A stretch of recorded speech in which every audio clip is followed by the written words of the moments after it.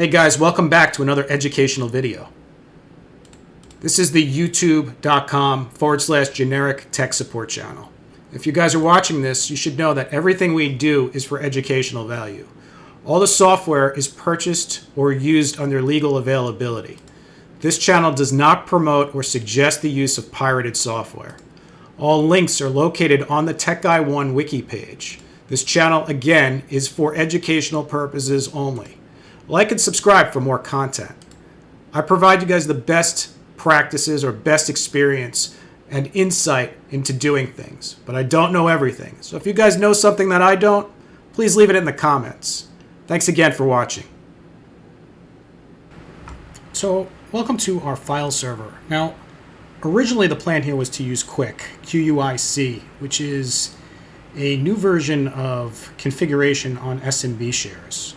Basically what it does is it changes the required port from 445 TCP to 443 on TLS 1.2. Now I say originally this was the thought is because originally, or at least in 2022 server in Data Center Edition, you don't need a PKI. But in 2025 server you do.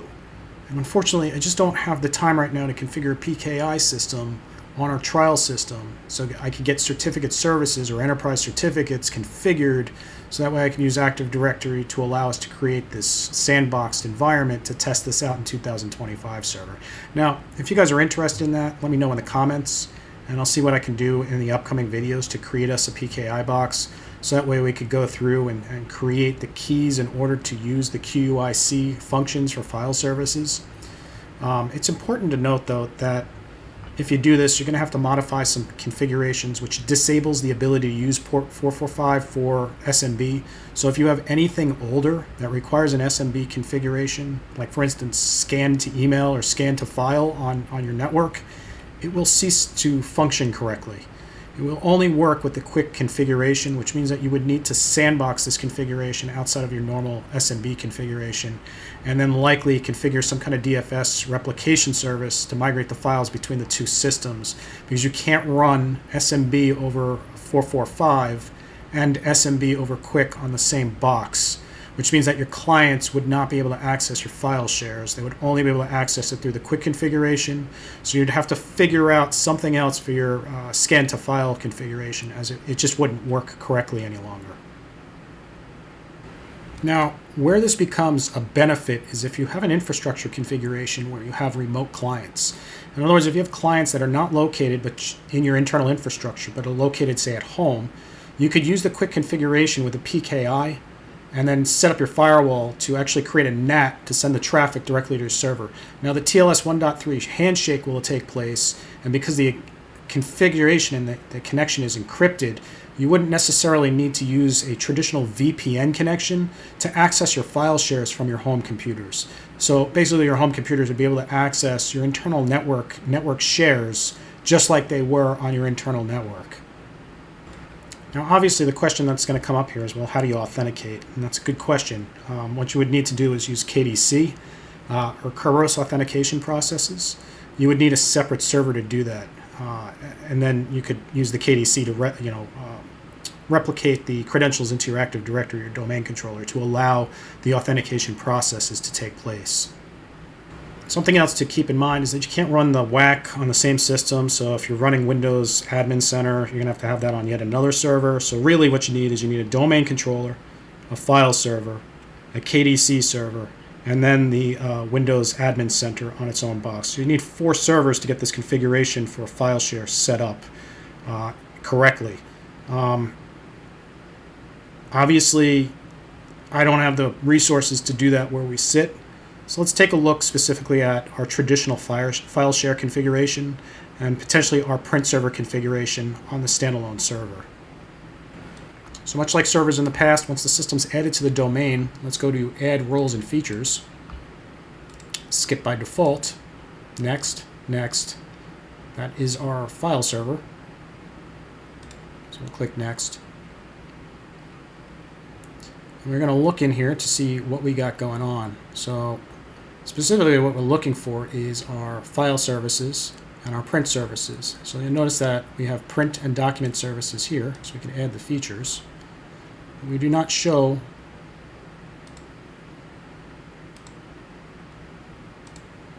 the traditional file server and services. For that, you have to dig down into the file server. Now, we could configure DFS replication if we, say, had 2 file servers that we wanted to replicate the data between 2 different locations. But if you're going to use the KDC method with SMB over QUIC, there's really no reason to do that, because you don't need to replicate the data between the 2 locations, because you can use the QUIC configuration with the TLS settings to get your clients to communicate to the single server. There's no reason to replicate the data between 2 servers any longer, as long as you have a good backup. Now, obviously, if you want to replicate it for the sake of having a warm site as a failover, where you're using the DFS as a replication, so you could replicate the data between 2 locations for a warm site failover, then that's a different story. But for the sake of this, we don't really need that any longer. Again, assuming that you're going to use the QUIC configuration. And since we're not ruling that out as a possibility in the future, for the time being, I'm just going to uncheck the DFS replication. So some other options that we have in here is like DFS namespace. And what this does is this allows you, if you run it with the DFS replication, allows you to have the data in 2 different locations, but use a single share location that sources the data from both locations. So basically it'll load balance the actual data, and it helps you create a single whack to a server location versus having to define specifically which server the DFS data exists on for your network share. So if you're going to run DFS replication, it's a good idea to run the DFS namespace. Data deduplication works just like your NAS drives or your backups used to work, where it deduplicates the actual data. So if you have more than one copy of the file, it'll only store a percentage of each one of those files to equate to the full size of the file. So if you imagine that you have 3 files that are exactly the same files on the core, but maybe they have 1 line of data that's different on each one of those files in, say, an Excel spreadsheet. In order to save space, it'll only save the single file at the core of the full size, and then that single line of additional data at each one of those locations turns into the actual file you access. So it reduces the total file size by 1/3 of what the total file size would be, thus allowing deduplication. It's something that's really popular in SAN devices, and it's nice to see that it's now officially in Windows. It's been in Windows 2022, and I believe it was in 2019 as well, but it's nice to see that it still exists. Another thing that may be functional or helpful for people is NFS. NFS allows you to share systems like Unix, which means that Macintosh will actually allow the shares to work, so you can interface with your Mac OS and your file shares without using Samba. Now, I know that most Mac interfaces at this point will interface with a server using SMB, but once QUIC is enabled, I don't know that that will work any longer. So you may be required to run the NFS configuration on your server in order for your Macintosh systems to communicate if you have Macs on your network. If one of you guys know off the top of your head whether or not QUIC works on Apple, let me know down in the comments. That's something that I have no experience with, so if you could throw something down in the comments, that'd be helpful. Obviously, I have Linux systems here, well, not here, but available that we could test the server for NFS, and then presumably eventually get QUIC installed and configured once we have something with a little more horsepower to run those systems on. We could really give this a shot and see if it's possible to use QUIC with NFS or QUIC by itself with a Mac OS. So then the last thing is something called work folders. Now, work folders is interesting because technically it's very similar to file or folder replication services that you would have if you were to, say, configure profile redirection, where you have users that store data temporarily or a copy of the data on their local system, but then it replicates to your server. It's basically what work folders gives you the option to do now in the later versions of the systems. There's a little more to the work folders configuration, but the work folders configuration is also a little better than folder redirect. And as you know at this point, hopefully, that roaming profiles was end of lifed in Windows 10, so that's 2019 server, really technically 2016 server. So if you're still using roaming profiles and you go to a 2025 server, I would not expect them to work correctly if you have them working at all at this point, because again, roaming profiles is app data redirection is long not supported at this point. Okay, so we picked and chose, I guess, specifically what we want to install here for the sake of our test server here. So the next thing we're going to do is click Next. And we're going to click Next, and then Next. And this is where it's going to ask us whether or not we want to run a print server or an internet printing configuration or an LPD service. Now, once again, LPD is going to be something that you're going to want to use probably for your Macintoshes. It works well with Linux and Unix-based systems, AIX, HPUX, things of that nature. For the sake of this, I have no need for that, so there's no reason for me to install that. And then obviously, Internet Printing Protocol or IPP Protocol. If you have a need to run that, you can obviously install that service. For me, there's no reason, so we're just going to leave the print server, and we're going to click Next. And then we're just going to click Install. Okay, so that's finished. Now we should take a look and see what we have. So we're going to go into All Apps. We're going to go back into Windows Tools. Still can't believe they changed the name from Administrative Tools. It literally was like that for 25 years. What we're going to do now is we're going to look for Print Services, or for Print Management. We can pin to Start. And you'll notice that we have DFS Management in here now.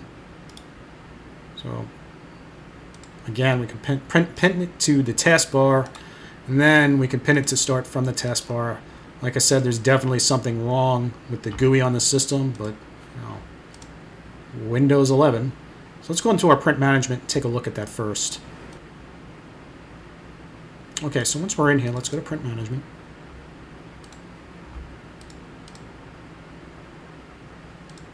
So basically, we're going to see the default configuration here, much like we see on all of our printers. So I don't see anything different in here.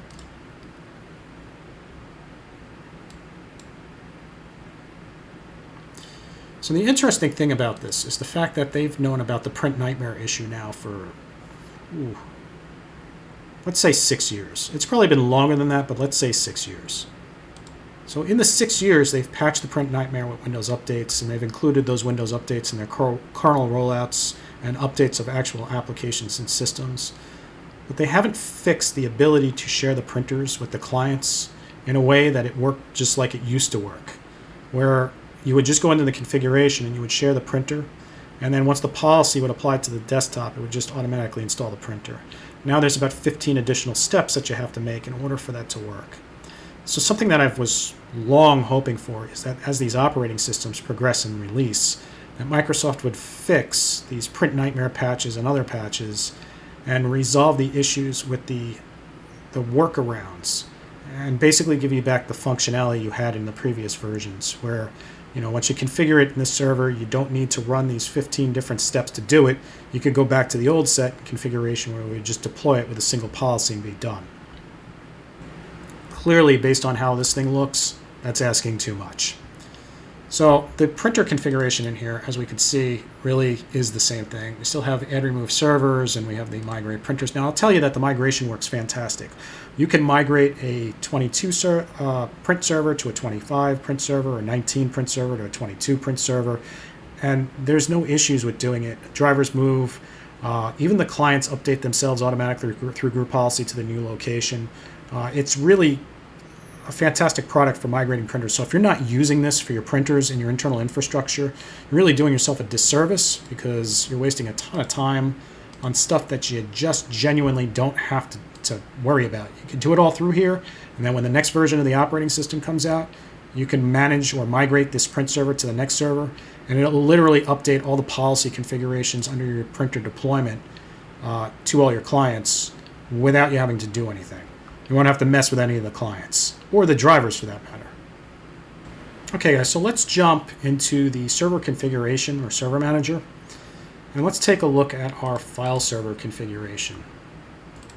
Now, keep in mind that you could use this two different ways, and probably more than that if you wanted to go through the command line logic or through PowerShell or even remote server like RSAT tools to actually manage the system, which again, when it's headless, that's the way I would manage it. But because we have a GUI on this thing, I figure it's, for the sake of showing it, it's probably better to show it this way. But if we go into the file server or file and storage services here, we're going to see the server IP address. We're going to see errors for VSS. Obviously, we don't have anything for volume shadow copy services running right now for any kind of backups. We're going to see the volumes. So we have a fixed disk of C. It's 39 gigs, 30 gigs of free space. So the fully installed operating system on this thing with the file services and the print server at this point, including all the updates, take 9 gigs, about 10 gigs of drive space, which really isn't too bad for a modern operating system. We've seen far worse in the client side. So if we dig down into disks, we can see the disk configuration. We can see the status is online, 40 gig capacity. It's a GPT partition. It's an NVMe drive, and it's running virtual through VMware. Then again, down here, we can see the volumes. And if we click on things here, we can see the different volumes, yada, yada, right? Storage pools. We don't have any storage pool configuration. We don't have any virtual disks. We don't have any kind of iSCSI configurations on here. So if we go here, this should be blank as well. If we go to shares, we don't have anything here because we have nothing configured right now for shares. And once again, work folders, we don't have anything configured here for integration services or work folders. So let's go back into shares here and let's configure a share. Now, the vast majority of you people out there, myself included, probably would do this method, which is to go into the C drive and create, company folder. Usually you don't want to use the C drive, you use the D drive, an E drive, or an F drive or something like that. But because this is a single disk on this particular test system, I'm going to create a company folder. And in the company, I would just create a new folder, call it, share, or even company data, right? And then at that point, I would say, all right, well, I want to share this drive. So I go to properties, and I go to security. And the first thing I would do is go to advanced and disable inheritance and convert all to explicit. And I click on OK, and then OK. I go back in here, and once again, go to properties, and then sharing, and advanced sharing, and then share this folder, and then permissions, and I would remove the everyone group immediately. And I would add a security group that I created in my Active Directory server. So you're probably asking yourself, well, why would we remove the everyone group? And in the industry, we refer to the everyone group or domain users or even users as the easy way, the lazy way, and usually parking lot security. And the reason why I say that is because if you have a poorly configured WAP, wireless access point, that somebody guesses the password and gets into your infrastructure on a flat network, and you have everyone configured here, that literally means everybody, including that guy in the parking lot, has connected to your infrastructure, because you don't need to be authenticated to use everyone. So if you want to use an everyone group, what you'd really want to do is use authenticated users, because then you would have to be authenticated to the infrastructure to use it. But even beyond that, I would suggest not doing that at all. And the reason why is because, typically speaking, the configurations of the built-in groups in Windows are the ones that are going to be infected with ransomware in the event that you get ransomware. So if you get one user that you know for sure gets infected with ransomware and he's part of a group, you could easily dump that group from the share. You could easily dump that user from the share or from the group itself. But if that user is part of the domain users group and you add the domain users group in here, you just infected everybody in your infrastructure. So you don't want to give full access to everyone. And generally speaking, in here, you don't want to give full access to anyone with the exception of your IT admins. So we're going to remove everyone. We're going to choose File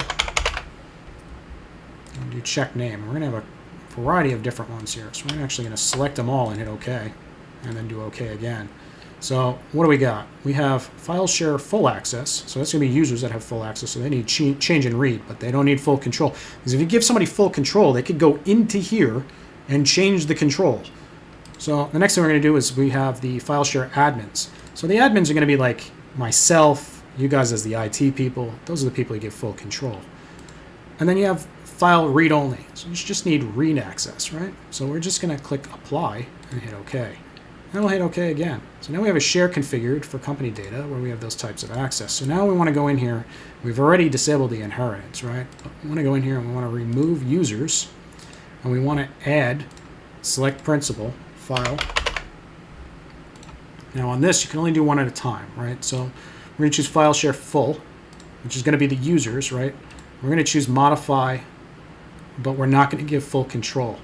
And we're going to click OK. And then we're going to click apply. So the reason why you do this is because when you're in the file share configuration, if you give full control, that means anybody that's part of that security group can go into the security area here themselves and modify the security of the file or the folder. They could give themselves administrative access to whatever they want to. So you don't want to give people full control. You want to give them modify, read, write, those types of controls, but not full control. And then obviously you're going to add the other people that you have. So if you have read access only, so you can just do add, select principal, which is file, check name. Read only. Okay. Okay. So we have read only. So we have list, read and execute, and read. That's all we really need. So we hit OK. We're going to choose add again. I'll choose file. Check name. Now these are the IT admins. We'll choose OK and OK. And for that, we're going to do full control. And then OK. And then close. So now we have a share configured. So in the share configuration, if we jump over here and we do whack whack localhost, we're going to see the company data folder. So that's our share that we just created. And that's one way to do this through an SMB configuration, just the plain old ordinary way of configuring this. So what if you want to configure it through the console here? So what we're going to do is we're going to actually go back into the server manager here, and we just refresh this. And this should show us what share we just created. And there it is. So this will show you specifically what the share is, the availability, where the actual physical path is to the share. And then underneath this would show files and who's accessing what file at what time and what given point. But what if we want to configure it through here? Okay, so to do that, what you got to do here is actually just right-click and choose New Share. Now keep in mind on this particular server, we don't have the Server Resource Manager installed, which is required for us to set up a new share this way. So if we want to do this through the actual console here, which again, I'm not really sure why anybody would, because it's really simple to set up a file share through the folder structure on a typical or traditional SMB configuration. But if you needed to, you could actually install the Resource Manager. So by just clicking over here, it'll automatically bring you to where you have to add the feature. Click Next, Next, and then Install. And this will install the Server Resource Manager configuration on the local server. Okay, so we have it installed. You can see that the change here took place where we no longer have to install the Resource Manager. So we're just going to do New Share. We're going to choose Advanced. You should never use QUIC. Just so you know, QUIC basically gives you the ability to share a file or a folder, but it doesn't give you the ability to add your permissions, which before the invention of ransomware, that was totally fine, but now don't even bother. Okay, so Advanced is clicked, so I'm just going to choose Next. Select the volume, which is the C drive. Now, if you have a custom path, in other words, you already have a folder that exists, you could click the custom path and then browse directly to whatever folder already exists that you want to share. We don't have one, so I'm just going to choose Next. I'm going to have to name this something. So right now it's giving me an access here for C shares. The folder doesn't exist, but the folder can be created. I don't really want to use C shares. Obviously, it's not going to give me much of an option here. We can't change the share name. So we're going to go back, and we're going to select a custom path. And for this, I would just suggest, rather than doing it through here, just going into your location here and doing New Folder, and let's call it Company Share. We're going to browse Company Share, select Folder, Next. So here's the path, the local path. It's the actual share name. Is Company Share. This is the UNC path to where the share exists. We're going to click Next. And then we're going to get some options here for different configuration settings that we could set for our file shares. Now, a lot of you people out there probably have created folders before and created what we would call in the industry nested shares. Nested shares are not supported. However, using a nest for your share configuration in 2022 or 25 server is supported through here. So in other words, if you use the server file configuration manager, the way we have it here, you could create nested shares the correct way. And the reason why this is the correct way is because if you access the share configuration through your file services and file server share services on your actual server, sorry, it's like a tongue twister on this thing, but if you access the file and storage services share configuration in Server Manager, you could see the nest clear as day. So you could see who has access to what files and what folders and what the configuration is. But if you were to go through the actual file configuration here, and I say went up a level and shared the company folder, even though I have the company data and the company share shared with two different sets of, or three different sets of permissions to the folders, that's considered a nested share, and that process, this method here, would not be supported. Even beyond the support portion of this, keep in mind that when you do this, if you create subfolders and you give different permissions and somebody goes to the root location and adds a person and doesn't know and then forces the inheritance from that folder, it'll wipe all of your configuration on your subfolders. So again, not supported, don't do that. But if you need to do something like that, this is where you do it from. Now, obviously, something to keep in mind, which works a lot like that junk with OneDrive, is this configuration here, which is allow caching of share. You don't want this turned on, because if you have a share that's like 14 terabytes in size and you have a desktop with 256 gigs of storage, this is not going to be a good thing for you. So don't have allow caching of the share enabled. We do want to encrypt the data, and we're going to enable access-based enumeration, and we're going to choose next. Now, at this point, what we're going to do is we're going to configure our permissions. So we're going to do customize permissions. We're going to disable inheritance, and once again, convert inherited permissions into explicit permissions. Right? We'll go to add. We'll do select principal. We're going to do file. We're going to choose read only, and we'll click OK. So that gives us read only access, and we'll click OK. And we'll do add again, and then we'll select file. And then share access full. Okay, so that's full access. Well, I apologize, not full access, right? Because that's for our clients. So that's modify, read, write. Okay, perfect. And we're going to do add again. We're going to add the IT people, so it's file.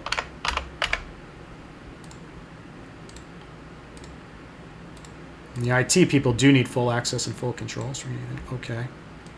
And we hit OK. And then we're going to look in the configuration here, and we're going to see that we have our configuration set. Now, the built-in accounts, users, and stuff like that, like this should not exist in here since we don't have users listed in here any longer.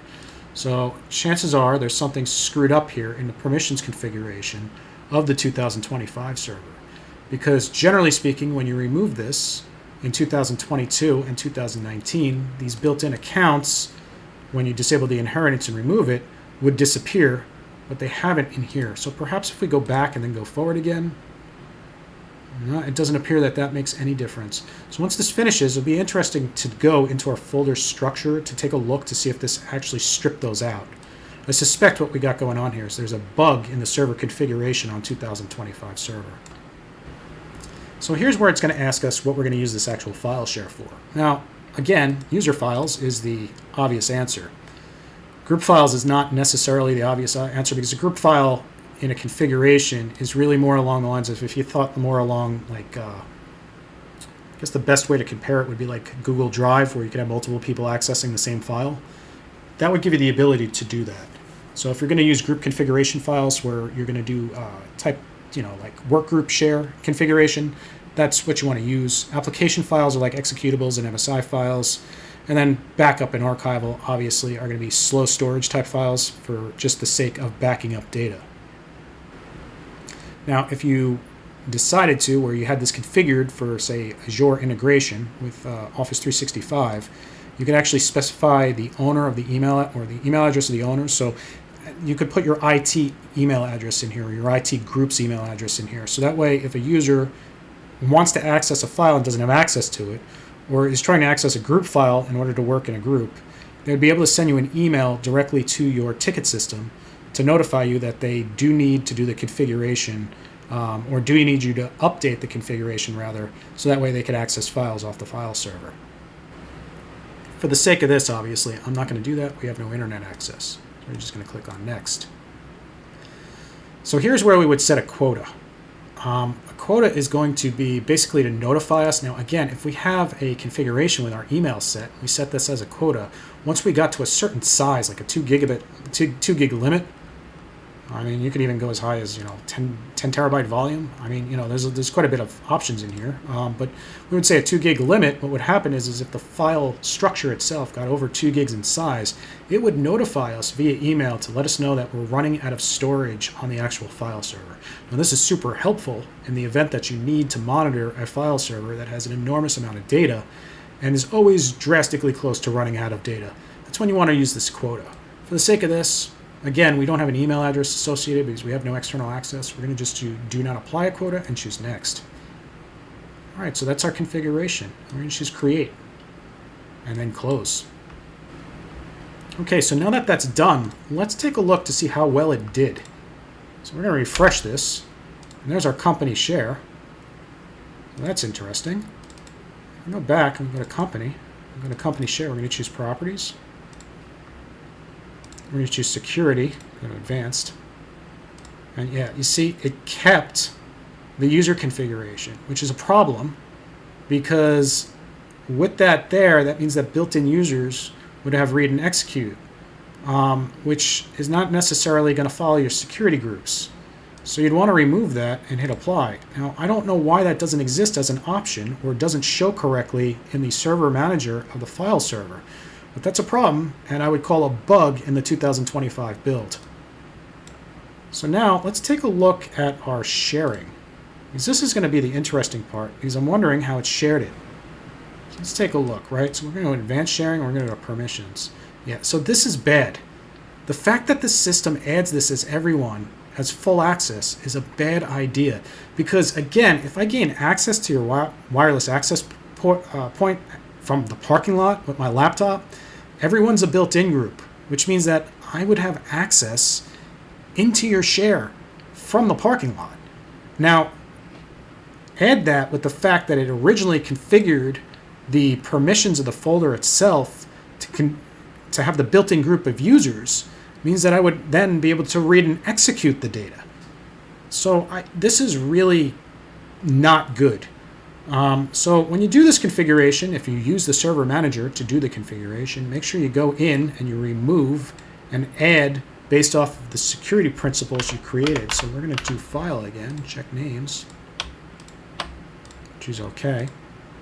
And once again, read access, read, admins, full, and then the full share access for our users or clients. We're going to just do change and read. We're going to hit OK and close. So while I'm disappointed this doesn't work correctly, I'm not surprised. Again, Microsoft. So let's close this out. We're going to go back over here and we're going to refresh. Now, presumably, the changes that we made won't make any difference for the use of the actual folder or the share. And it sure doesn't. We can still see it here. We can configure the quota. We can go to properties. We can see the permissions. We'll see now that the user's permission is actually not there any longer. We still have our settings, still have our management, we still have the ability to add our email address. Now keep in mind, this is the one that I created. We didn't use the server manager to create it, but we could still go in here and we could still change permissions and settings, right? So we don't want to do caching. It seems that that's the default now value for our server, which is a problem. It shouldn't be like that. We do want to encrypt the data, and we do want access-based enumeration. So we're going to click on apply and OK on that. We do want files, so we click apply on that. And then once again, we could have added the user and information in here. But this is slightly different than it was on 2022. I will say that it is exponentially more buggy than it was on 2022, and it's definitely far worse than it was on 2019. But I could see where they're going with this, and if they could fix this and correct this issue on here before it's released as a public release, then the file share services of this is actually a step in the right direction, and something I would look forward to. All right, guys, so that pretty much sums up our file share portion of this and our print server. Let me know down in the comments what you think. Any new functions in here that you see that you like? Anything that you could see that being usable? I really like the fact that we could add email addresses in there so that way the end users could send an email to let us know and notify us as IT people when they get stopped. So we could adjust the permissions for them to access versus having to wait for their management to send the email to tell us that blah, blah, blah can't access an obscure drive letter. They would be able to just send us the email directly from the system to show us specifically what path they couldn't access to. I really do think that's a fantastic addition to our configuration on our file services. Again, let me know in the comments what you think. All right, guys, I'll catch you guys later.